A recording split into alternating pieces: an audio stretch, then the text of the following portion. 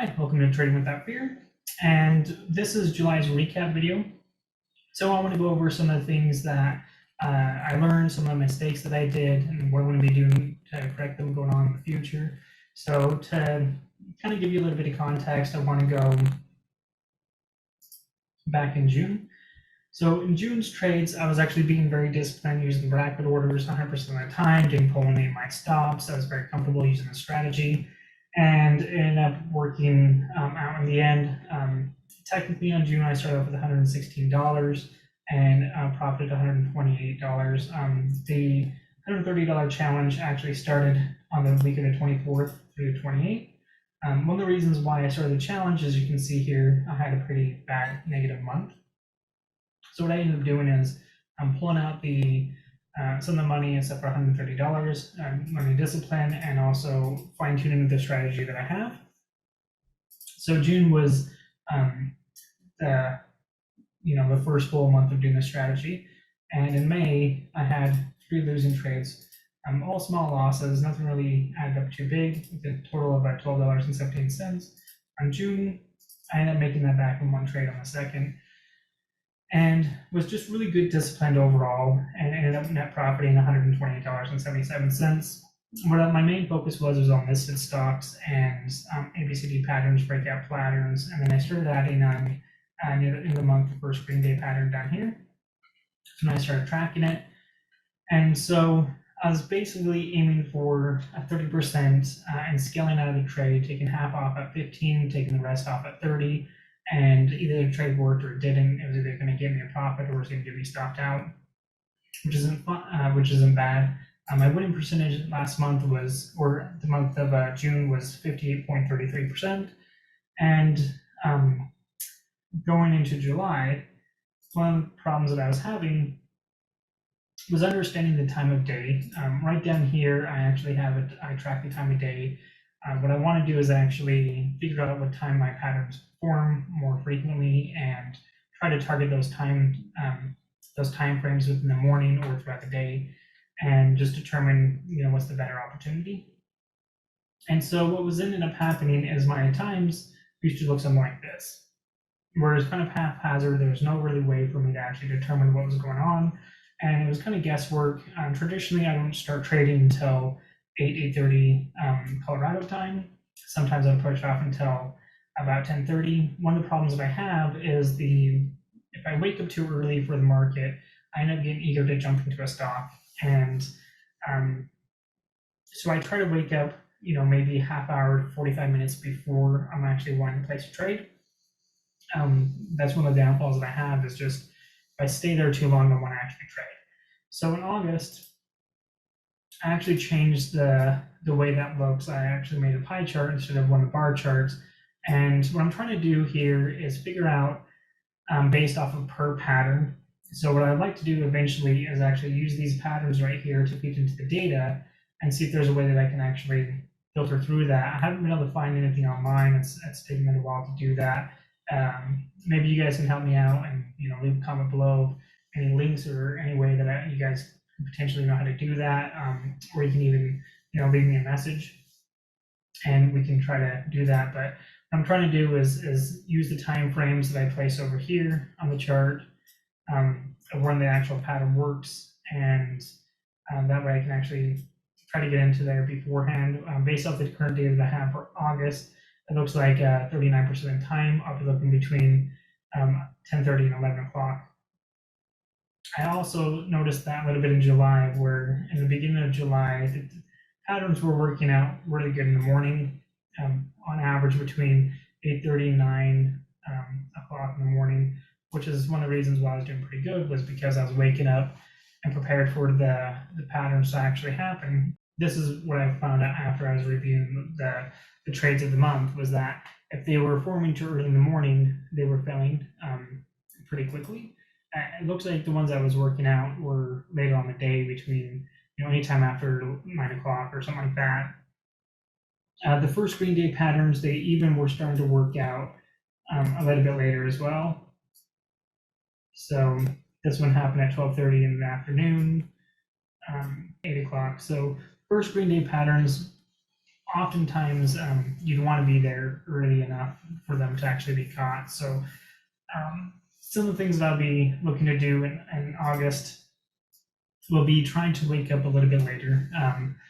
For those of you who's been on the channel, you know that I have a baby and he doesn't like to go to sleep all the time. So I'm getting between like 3 to 4 hours of sleep a night, sometimes less. And I think that's also what's having a huge impact on my trading in July. So what ends up happening is I'll have a couple of good days of sleep, and then I'll end up just crashing one day and not really able to keep my eyes open. So this July there was actually some good trades. The worst part was right here on the 23rd. So my downfall on the 23rd was actually DRNG. So this was actually not on the 23rd, this was actually on the 15th. But this is where everything started to happen. And this is where I can pinpoint the change of mindset and the fear that set in. And as traders, we're susceptible to different fears within the market, and those fears cause us to actually narrow our attention of a focus onto the fears, causing us to do the very thing that we're trying to avoid. And so with that, I entered into DRNG, which is an OTC stock. I haven't traded OTCs in a while, so I was kind of getting used to how OTCs were actually working, how they were playing out. And my plan on this one was to take 15% of the move. And even though this doesn't look like a lot right here, but I got over 15%, like 15.5. So if I would have traded this correctly, I would have made about $53 in the trade. Nothing really big, but it would have actually hit my profit target. Before I even got into the trade, I started, thinking that, if I'm wrong in the trade, I'm risking, 5%, which would be back down here. And, it would be whatever loss would be plus an additional commission charged on top of that. So, let's say a $20 loss can be a $30 loss, and a $30 loss can be a $40 loss. And I started to scare myself on the trade, but I was looking at the setup and was going, okay, this is a good setup. I think there's a profit potential here. So the moment I ended up buying into the trade, I ended up taking off the bracket orders mainly and kind of just watched it. And when it was going up, and even though it reached my profit target, I was automatically tripped into the state of mind that since it's above VWAP, it can potentially go higher. And it never did. And when it came down to my risk level, I didn't cut it because I was like, hey, that was actually 15% because I, used the tool to actually tell me the percentage. And I was hoping that it'd bounce off this area, retest somewhere near there, and then, do whatever it's going to do, but I can get out. And it kind of didn't. Once it kind of got lower and lower and lower, I froze. I physically couldn't cut my actual loss. And eventually what ended up happening is I held on to it for, this is the close right here. The next morning spiked up. Took a cut it right here for like a $29 loss. Held on to it some more, spiked up, cut it for another, could have cut it for another $39 loss, but I just physically couldn't take the loss because I was like, hey, I had an opportunity right here to trade well, and I just, for whatever reason, chose to not do that. So luckily, it actually did spike up and try to retest this area right here, and I ended up taking a profit around this area, which was around 0.0073. And you can see that sell target right there. And what I was thinking was because it actually had a nice push up right here, that it might actually, end up continuing going on. So I ended up buying the ABCD pattern on that one and kind of was expecting it to continue on. And the same type of a scenario right here, I wasn't really like accepting the trade. I wasn't really accepting that. So the same thing that was happening over here is I wasn't really accepting the cost of the trade. So the moment I got into it, I was expecting it to go up. And when it didn't, I ended up pulling my stop thinking, okay, well, maybe it's going to do the same thing this one did because it had a history of spiking up, pulling back, spiking up in the morning, pulling back, spiking up, and so on. So I expected it to keep on going and try to retest at least a penny. Now, if you're looking at this time frame is currently it's August 5th. So this did actually go up to a penny, went a little bit higher. So if I would have held on for a couple more days, it would have actually been a great profit on that. I ended up did cutting it later on for like a $39 loss, including commissions. And one of the reasons why I did that was because I started recognizing that I was slipping on my discipline. Um, One of the things that I have a habit of doing is when I'm down on a trade is holding and anticipating coming back. And right now the market is actually rewarding people from rewarding people who are actually holding on to trades for a lot longer than, in my opinion, they should be. The market conditions that we're in now are not normal. I've been trading long enough to experience where, when a stock goes up like this, that it can potentially go all the way back down and never move again. A good example of that is if we actually look at the 6-month time frame, I ended up buying it here and held on to it when it kind of hesitated right here and made another red candle. I ended up taking the rest off. It did end up having a nice push in the next day, but what ended up happening is it dropped all of a sudden. And if you were still holding on to this, anticipating a continuation move, you'd be down, easily, well below its even resistance level. So with trading OTCs, I started realizing that I was kind of slipping on my discipline, and so I cut the DRNG. So my first initial buy was here. I have some here, bought back on that same time, sold it here. And if I would have actually been a little bit more clear of mind, I would have noticed that it's continuously uptrending. And if I would have held on to 1, 2, 3, 4 more days, on the fifth day, I would have actually had that push through a dollar that was, or push through a penny that I was looking for. But looking back at my year, I was already holding on to it. I ended up buying it on the 15th. So I was holding on to 1, 2, 3, 4, 5. I was holding. I bought it on the 15th, rebought back into it, I think on the 17th, on the 19th. So 19th. I would have had to held it all throughout the entire week into the next week on the 26th. Now, looking back at things, it would have actually been a potential profit for the month. And it may even actually put me into other bad habits that I didn't want to get into, such as holding on and hoping that things were going to work out a lot better than what they're going to.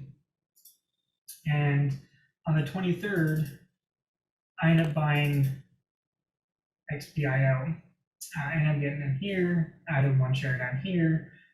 This is a nice ABCD pattern, and what ended up happening is it failed. As I was starting to approach my risk down at this candle right here, I ended up pulling it again. For whatever reason, I was thinking, I can't be wrong in this trade.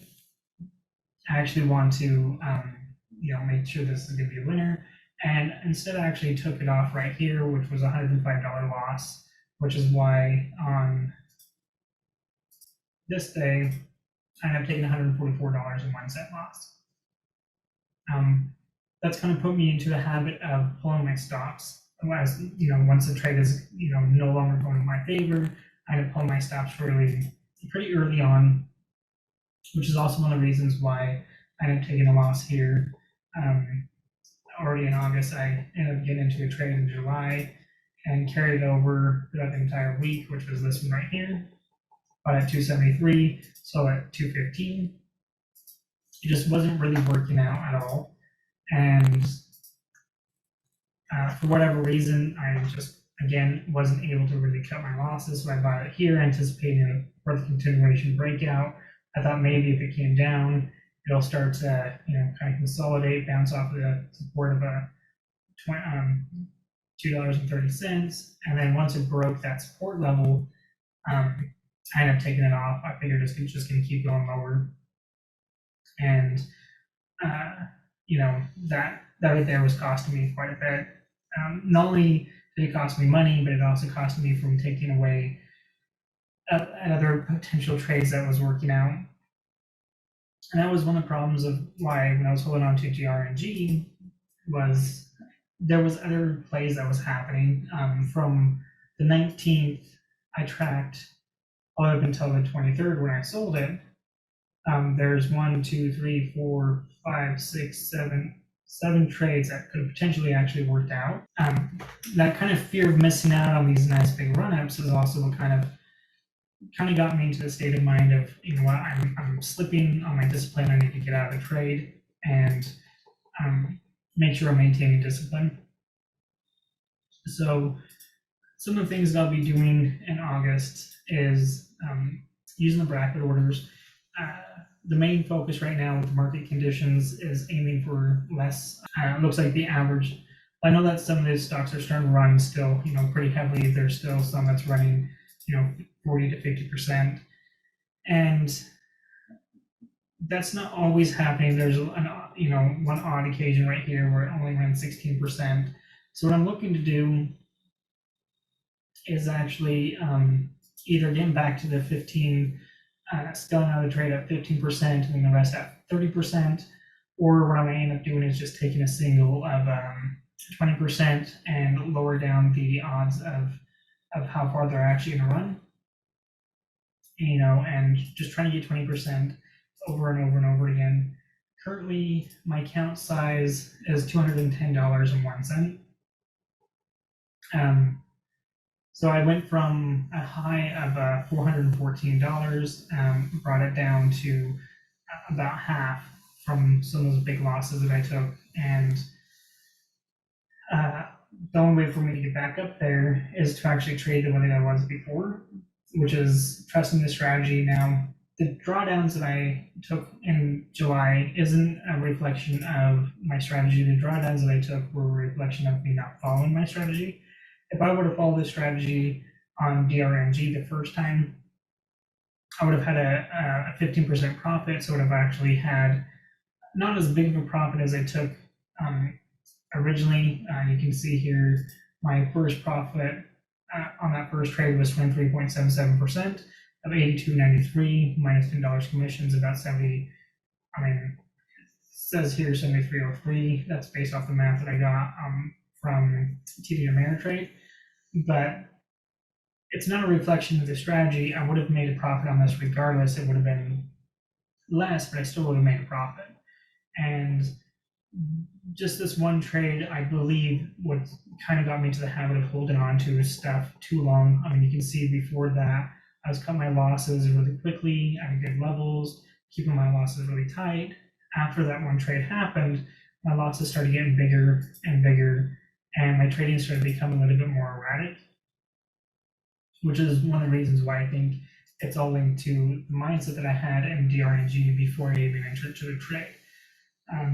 So leave a comment below. Have you guys ever experienced a time that before you enter into a trade that you kind of create a story in your head, maybe even a fear-based story like I did, about an expectation that may or may not happen, and instead of you actually reacting in the manner that you should be, it kind of clouds your judgment based off of that fear, or maybe even you're creating a story of excitement and you think the stock is going to run up and you end up holding on longer than what you should.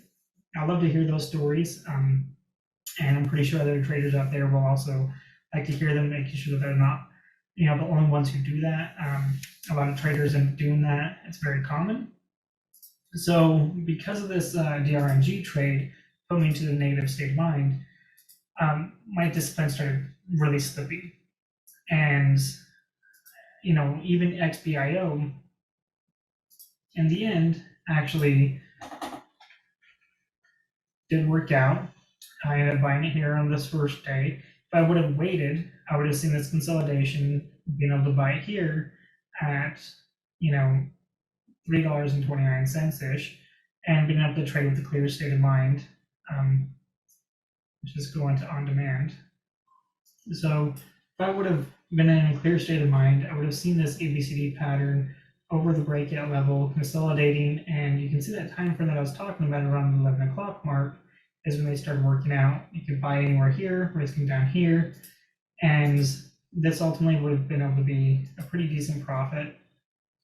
We're risking about 5% for the potential upside of almost 62%. Now I wouldn't have taken that entire move. The max that I would have taken would probably be 30% move on this play right here. So around that area. And that would have been a better idea versus holding on for all this time, knowing that my average was, I was risking about 6% and I took a $105 loss. The sticker right here actually has a history of spiking and failing. You can see it runs up, pulls back, gaps down. Every time it has a run up sometime in the market, ends up either closing the same day or the next day red. And so I know this, I've traded XBIO a few times. Majority of the time, I actually don't make profits on it. So what I was trying to get into was what I was looking at buying into on the same day that I got into XBIO was NRXP. I saw it curling up here, and it had a nice, first green day, second green day, had a nice breakthrough of the 22s. But what I wanted to do was buy right here. I could see there was a clear uptrending chart right here, up back to VWAP. So my paper account, I ended up buying it around here, and I kind of just watched it go up and up and up and up. And this is one that I had on my watch list for a while. I was actually looking to see, this dip and rip pattern, how high it could go, where I was going to actually go to. And I think by me watching other trades, that was working out really nicely, watching other things that was, kind of running and being into DRNG for as long as I was, and I was, predominantly down on the chart, caused me to have FOMO, and that FOMO caused me to fall into old bad habits of holding on and waiting for a longer time than I really should have. That's pretty much it for July. Looking into August, what I'll be looking at is, like I said, getting a little bit more speed, waking up around the 8:30, 9 o'clock range instead of the 7 o'clock range like I normally do. I think that if I wake up around the 8:30, 9 o'clock area, I'll start to recognize patterns that would be better to buy for the 10, 30, 11 o'clock time frame and end up getting a better risk reward. So that's it for this video, the July recap. Hope you guys like the information that I was doing. There's a lot of good information there, such as creating a story and add a fear before you even enter into a trade. Let me know again, leave a comment below. Have you guys ever created a story before? Was it fear-based? Did you actually experience a similar type of experience that I did on DRNG? What was your outcome from that? And did it also cause a series of losses that were kind of starting to get out of control? How did you overcome that?